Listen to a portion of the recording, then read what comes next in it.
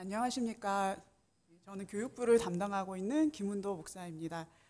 제가 교회학교 설교는 많이 했었는데 이게 작년 설교를 거의 해보질 않아서 그런지 지금 굉장히 많이 긴장이 되고 떨립니다. 예.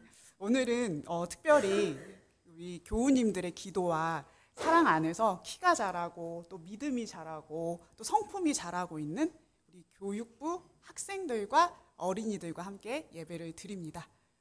특별히 오늘 교육부 어린이들이 우리 교우님들께 멋진 예배짱 어린이의 모습을 보여드린다고 합니다. 자, 우리 교육부 어린이들 잘할 수 있나요? 예배짱 친구들?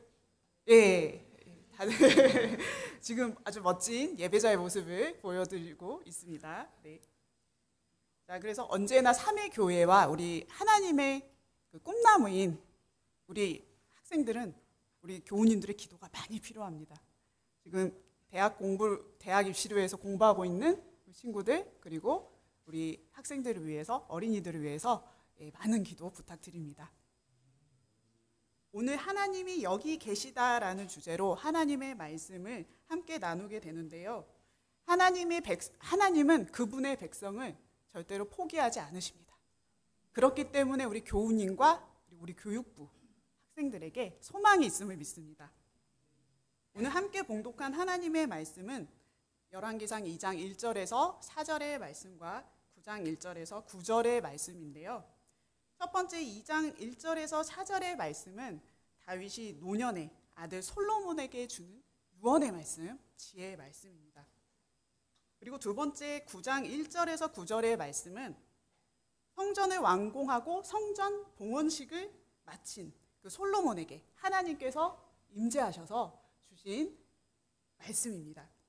그래서 오늘 본문에는 이스라엘의 흥왕과 그리고 솔로몬의 형통을 바라는 아버지 다윗의 마음, 또 아버지 하나님의 마음이 가득 담겨 있습니다. 그리고 오늘 또 본문에는 솔로몬의 인생이 표대가 되며 삶의 행로를 결정하는 중요한 말씀들이 나타나고 있습니다. 또한 오늘날 하나님께서 하나님의 은혜로 가득한 인생을 위해 우리 모두에게 주시는 말씀인 줄 믿습니다. 저는 열왕기서에 많은 열왕기상과 하를 읽으면서 가장 말씀 중 중요한 부분 중 하나가 오늘 봉독한 함께 말씀을 나눈 이 본문이 아닐까 생각하게 되었습니다. 열왕기서의 전체적인 구조를 보면 흥왕하는 인생의 영적 원리가 무엇인지 전해주고 있기 때문입니다. 흥왕이라는 단어를 보면요, 시편 92편 13절의 말씀에서 나타나는데 히브리어로 파라흐라는 단어입니다. 그래서 싹이 트거나 꽃이 피는 모습을 의미합니다. 그래서 흥왕하는 인생은 하나님의 은혜로 피어나는 인생이라 정의할 수 있습니다. 제가 도표를 준비했는데요. 열왕기서 전체 구조를 한눈에 보실 수 있도록 도표를 준비를 했습니다. 이 도표를 보시면은 잘 이해하실 수 있을 거라고 생각이 됩니다. 이 화면에 나타나는 열왕기서 구조표를 보면 열왕기는 다윗 이후 이스라엘 왕정의 400여 년의 역사를 통해 이스라엘의 번성과 분열 그리고 멸망의 원인을 밝혀주는 책임을 알 수 있습니다. 그리고 열왕기는 다윗을 계승한 솔로몬 시대에 있었던 엄청난 부흥의 역사로 시작합니다. 엄청난 부흥의 역사가 한눈에 보이십니까? 무슨 색깔로 되어 있을까요? 보라색입니다. 솔로몬이 통치한 40여 년의 그 기간이 바로 이스라엘의 전성기, 최고의 전성기의 시기입니다. 그래서 솔로몬은 40년의 기간 동안 영토를 확장하였습니다. 그리고 유프라테스 강부터 블레셋 땅까지, 그리고 이집트 국경에 이르기까지 모든 나라를 다스리며 조공을 바치게 했습니다. 솔로몬이 다스리던 시대는 조공을 받았죠. 네. 열왕기상 4장 20절에 보면은 유다와 이스라엘에는 인구가 늘어나서 마치 바닷가의 모래알처럼 사람이 많아졌지만 먹고 마시는 것에 모자람이 없었으므로 백성들이 잘 지냈다라고 말씀합니다. 항상 다른 나라의 군대의 침입을 많이 받았고 농사 지은 것을 자주 약탈당하였던 이스라엘 사람들은 이 시기에 안정과 평화를 누렸습니다. 그 이스라엘의 전성기의 이유는 무엇일까요? 바로 신명기 28장 2절의 말씀에 나타납니다. 당신들의 하나님의 말씀에 순종하면 이 모든 복이 당신들에게 찾아와서 당신들을 따를 것입니다. 하나님은 신명기의 약속대로 여호와의 말씀을 청종하는 이스라엘 백성에게 하나님의 모든 복이 임하게 하셨습니다. 하나님께서 족장들로부터 시작되는 땅의 약속도 이루셨고 다윗과 약속하신 다윗 언약대로 아버지가 되어주시고 이러한 형통을 누리게 하신 것입니다. 그러나 열왕기는 도표를 보시면 흥왕했던 이스라엘이 남북이 분열됩니다. 그리고 엘리야와 엘리사 선지자를 연두색으로 보면 엘리야 이야기와 엘리사 이야기가 나타나는데 하나님께서 도우시기 위해서 이 두 선지자를 보내십니다. 그리고 하지만 그럼에도 불구하고 북이스라엘이 멸망하고 남유다마저 멸망하여서 백성들이 바벨론 포로를 끌려가는 그런 세태의 역사로 끝이 납니다. 그래서 제가 조금 그래프를 좋아합니다. 제가 이과는 아닌데요. 저 문과입니다. 그런데 자꾸 그래프나 도표화시키는 거를 제가 굉장히 좋아하더라고요. 그래서 그래프도 만들어 보았습니다. 잘 만들었습니까? 이 그래프가 조금 단순한 그래프긴 하지만 이스라엘의 그 흥망성쇠의 역사를 한눈에 보여주는 그래프다라고 생각이 되어서 만들어 보았습니다. 이스라엘 전성기로 열왕기상이 시작이 되다가 점점 분열이 되더니 이제 멸망하는 그런 쇠퇴의 그런 상황으로 치닫고 있는 것을 보여주고 있습니다. 그래서 400여 년의 기간 중에 이스라엘의 전성기는 40년, 솔로몬이 보라색 기간에 통치하는 그 기간 동안만 지속이 되었습니다. 그 후 나라는 쇠퇴되어 갔습니다. 이렇게 열왕기서가 이스라엘의 흥망성쇠의 역사를 한눈에 보여주는 이유는 무엇일까요? 열왕기서는 나라를 잃고 그리고 유배를 가서 많은 고난과 절망에 빠져 있는 포로기 백성들을 위한 바벨론 포로기 백성들을 위한 영적인 메시지가 담긴 책입니다. 기자를 예레미야로 보고 있습니다. 그래서 독자가 필요합니다. 독자가 바로 포로기의 바벨론으로 끌려간 포로기 백성들인 것입니다. 그래서 600년 동안 하나님께서 주신 땅에서 잘 지냈던 이스라엘 백성들이 지금은 800km나 떨어진 바벨론 땅에 포로로 붙잡혀 오게 된 것입니다. 또한 아브라함부터 시작해서 하나님의 많은 약속들이 성취되었는데 그 축복들이 모두 무산된 상황입니다. 그리고 아무런 미래가 없는 사람들의 그 절망의 그 마음이 바로 포로기 백성들의 심정이었던 것입니다. 그래서 열왕기서는 포로기의 백성들을 향해서 하나님이 여기 계시다라고 선포합니다. 또한 이스라엘의 멸망의 원인을 알려줍니다. 이 구조를 통해서 또 그들이 다시 회복할 수 있도록 위기를 극복하는 흥왕하는 인생의 영적 원리를 제시합니다. 도표가 도표가 사라졌습니다. 도표는 이제 여기서 끝입니다. 그렇다면 흥왕하는 인생의 영적 원리는 무엇일까요? 성경은 말씀합니다. 분명히 말씀합니다. 하나님의 말씀에 충실한 삶이라 말씀하고 있습니다. 이스라엘의 쇠퇴와 멸망의 원인이 무엇이었을까요? 솔로몬의 통치 아래 이스라엘의 평화가 이루어지고 성전이 건축됨으로써 하나님 나라의 역사는 정점에 이르렀습니다. 그러나 솔로몬은 북이 영화 속에서 하나님을 떠나 우상을 섬김으로 남북 왕국의 분열을 초래합니다. 왕상 11장 9절에서 11절에는 이렇게 말씀합니다. 이와 같이 솔로몬의 마음이 주 이스라엘의 하나님을 떠났으므로 주님께서 솔로몬에게 진노하셨다. 주님께서는 2번씩이나 솔로몬에게 나타나셔서 다른 신들을 따라가지 말라고 당부하셨지만 솔로몬은 주님께서 하신 말씀에 순종하지 않았다. 그러므로 주님께서 솔로몬에게 이렇게 말씀하셨다. 내가 이러한 일을 하였고 내 언약과 내가 너에게 명령한 내 법규를 지키지 아니하였으니 내가 반드시 내게서 왕국을 떼어서 내 신하에게 주겠다. 솔로몬 왕이 하나님을 떠난 그 마음의 변심이 이스라엘이 흥왕해서 멸망으로 가는 징조, 시작이 된 것입니다. 열왕기서 11장 3절에서 4절에서는 그는 자그만치 700명의 후궁과 300명의 첩을 두었는데 그 아내들이 그의 마음을 사로잡았다. 솔로몬이 늙으니 그 아내들이 솔로몬을 꾀어서 다른 신을 따르게 하였다. 그래서 솔로몬은 자기의 주 하나님께 그 아버지 다윗만큼은 완전하지 못하였다라고 말씀하고 있습니다. 모세가 전한 신명기 법전에는 왕은 말을 늘려서도 안 된다. 여기서 말은 전쟁에 나갈 때 타고 가는 말입니다. 말을 늘려서는 안 된다. 그리고 아내를 들려 마음이 빗나가는 일이 있어서도 안 되고 은이나 금을 늘리지도 말아야 한다라고 나타납니다.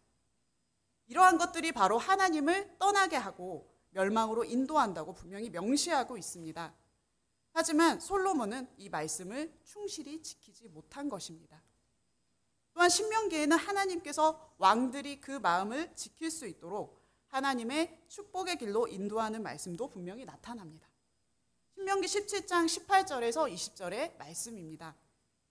왕위에 오른 사람은 레위 사람 제사장 앞에 보관되어 있는 이 율법책을 두루마리에 옮겨 적어 평생 자기 옆에 두고 읽으면서 자기를 택하신 주 하나님 경외하기를 배우며 이 율법의 모든 말씀과 규례를 성심껏 어김없이 지켜야 합니다.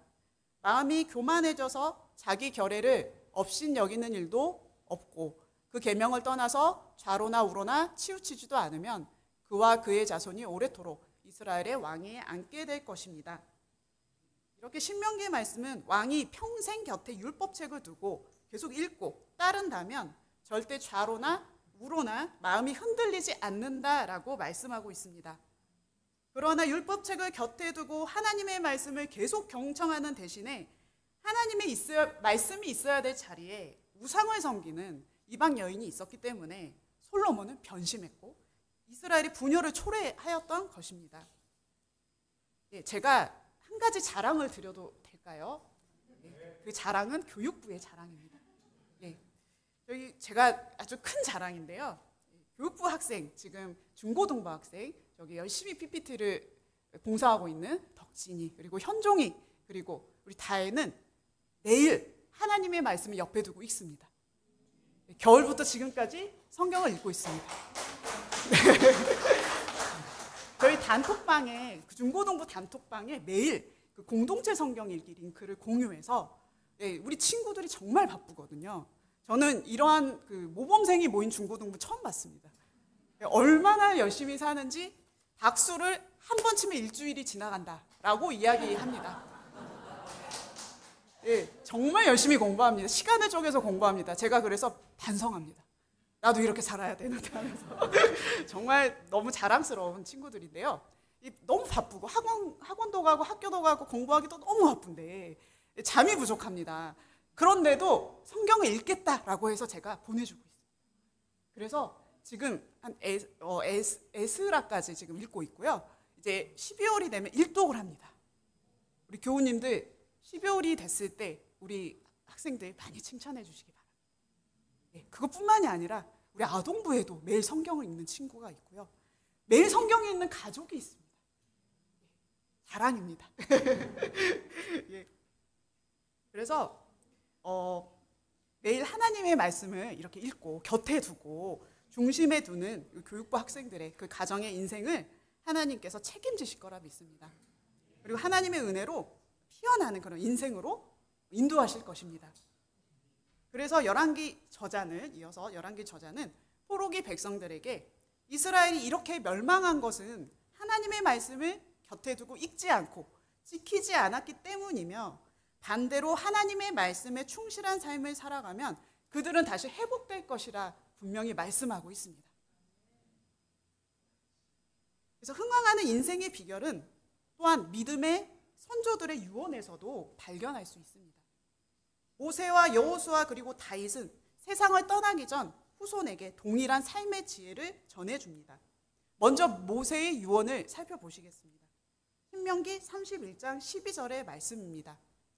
당신들은 이 백성의 남녀와 어린 아이만이 아니라 성 안에서 당신들과 같이 사는 외국 사람도 불러 모아서 그들이 율법을 듣고 배워서 주 당신들의 하나님을 경외하며 이 율법의 모든 말씀을 지키도록 하십시오.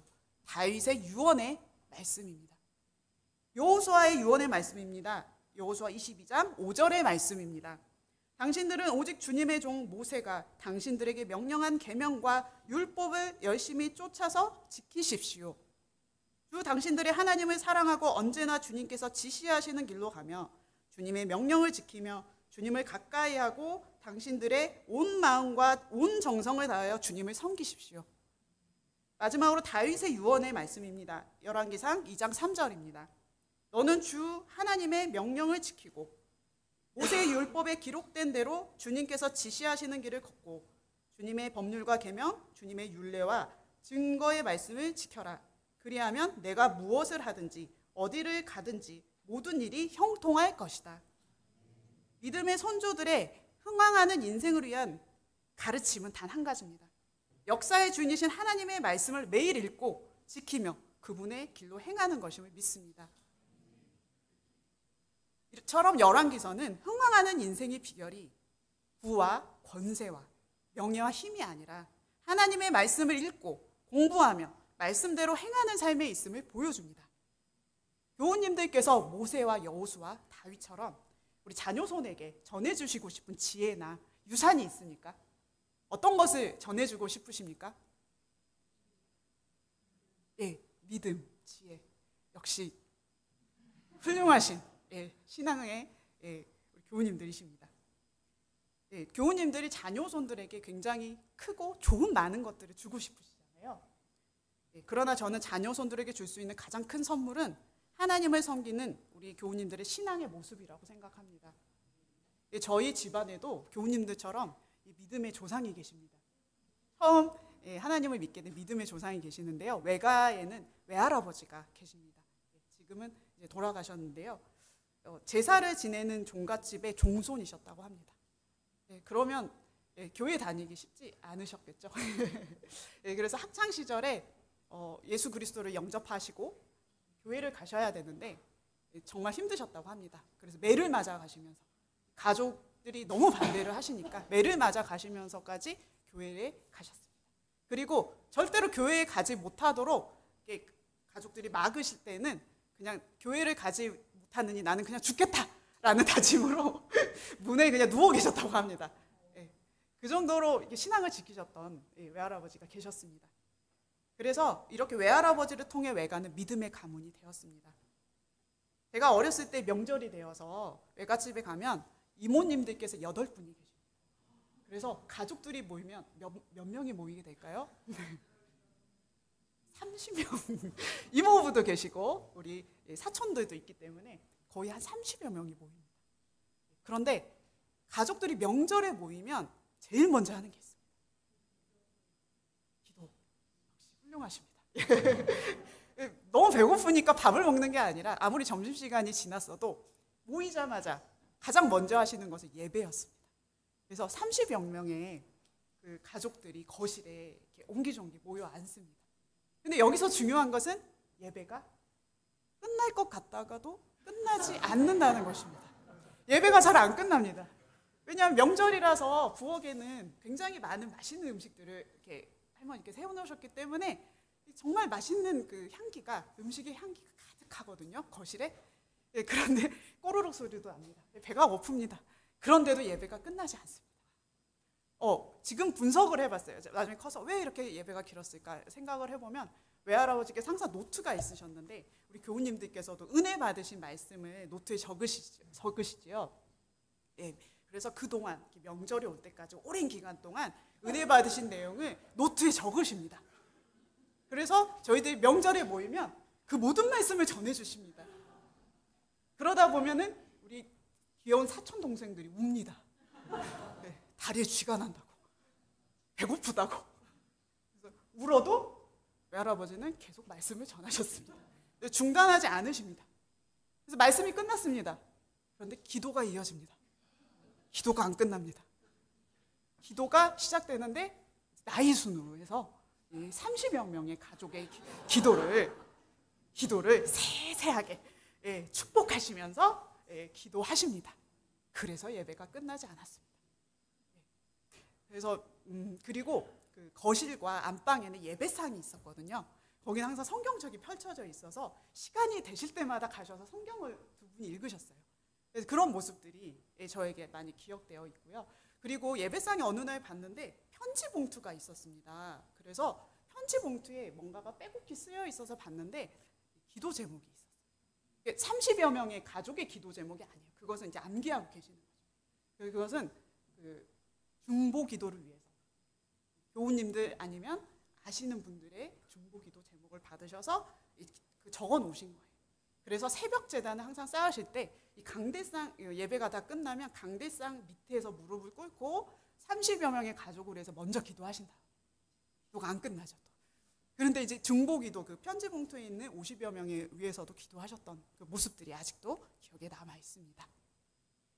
그래서 이러한 외할아버지 외할머니의 모습이 저에게는 지금도 생생하게 살아있는 신앙의 유산입니다.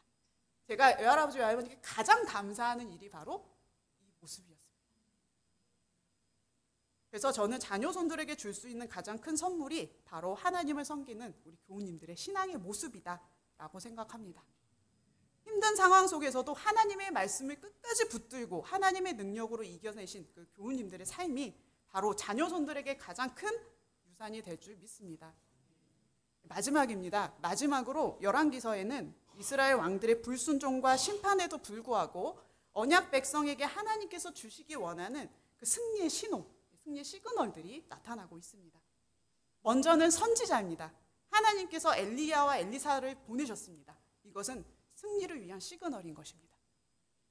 열왕기하 17장 13절의 말씀입니다. 그런데도 주님께서는 이스라엘과 유다의 여러 예언자와 선견자를 보내어서 충고하셨다. 너희는 너희의 그 악한 길에서부터 돌아서서 내가 너희 조상에게 명하고 또 나의 종 예언자들을 시켜 내가 너희에게 준 그 모든 율법에 따라 나의 명령과 나의 율례를 지켜라. 선지자들은 왕과 백성들의 잘못을 지적하고 다시 하나님께 돌아올 것을 선포하며 언약 백성의 길, 승리의 길로 인도합니다. 또한 두 번째 승리의 시그널이 있습니다. 그것은 하나님은 분명히 언약을, 약속을 지키시는 분이라는 것입니다. 비록 인간 왕들이 언약을 깨뜨렸지만 하나님은 다윗과 맺으신 언약을 신실하게 지키시고 이스라엘을 회복하실 계획을 보여주십니다. 솔로몬이 죄를 지었지만 하나님께서는 북이스라엘의 왕조와 달리 남유다의 다윗 왕조는 끊이지 않고 이어지게 하셨습니다. 그래서 이를 통해 회복을 준비하셨던 것입니다. 그리고 결국 예수 그리스도까지 이르는 하나님의 뜻을 인류의 구원을 이루십니다. 이처럼 열왕기서는 불안정한 삶을 살아가는 포로기의 백성들과 그리고 우리에게 모든 상황 가운데 흥황하는 인생의 비결을 알려줍니다. 또한 이를 통해 하나님께서 여기 이곳에 계시다라는 소망을 우리에게 전해줍니다. 그래서 하나님은 말씀으로 겸비한 우리 교우님들의 삶 속에 직접 개입하시고 도우시고 승리로 이끄시는 좋으신 아버지이심을 믿습니다. 하나님께서 교우님들의 삶 속에 반드시 승리의 시그널을 준비하심을 믿습니다. 그래서 우리를 포기하지 않으시고 또 하나님의 은혜로 피어나는 흥왕하는 인생으로 인도하심을 기억하시기 바랍니다. 오늘 주신 말씀을 기억하며 침묵으로 기도하시겠습니다.